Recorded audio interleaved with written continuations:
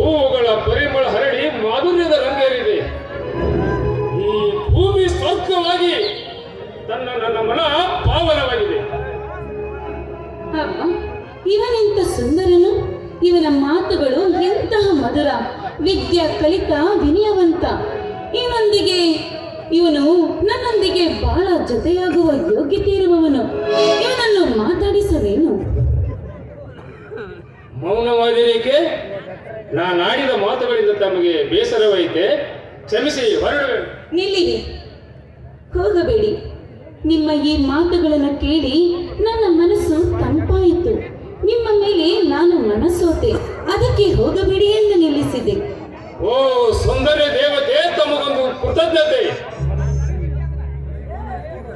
ತಾವೊಂದು ತಾವರೆಯ ಹೂವಿನಂತೆ, ಮಾತುಗಳು ನಾದದ ಅಲೆಗಳಂತೆ, ಮನಸ್ಸು ಸವಿಜೇನಿನಂತೆ, ನೀವು ನಕ್ಕರೆ ಹುಣ್ಣಿಮೆಯ ಹಾಲಂತೆ.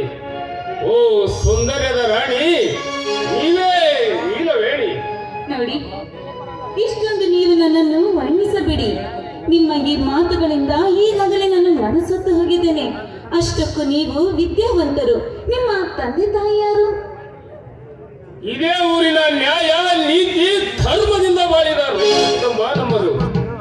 ನನ್ನ ತಂದೆ ಮಹಾದೇವನು, ನನ್ನ ತಂದೆ ಗಂಗಾದೇವಿ, ಮಹೇಶ್ ನನ್ನ ತಮ್ಮನು, ಶಂಕರ್ ನನ್ನ ತಂದೆ ತಾಯಿಗಳ ಸಾಕು ಮಗ. ನಾನು BA ಮುಗಿಸಿ ಕೆಲಸಕ್ಕಾಗಲಿ ಹೆಚ್ಚಿನ ಪರೀಕ್ಷೆಯ ತರಬೇತಿಗಾಗಿ ಬೆಂಗಳೂರಿಗೆ ಹೋಗಬೇಕೆಂದಿರುವೆನು. ಬರುತ್ತೇನೆ. ಅದೃಷ್ಟವಿದ್ದರೆ ಮತ್ತೊಮ್ಮೆ ಭೇಟಿಯಾಗುತ್ತೇನೆ.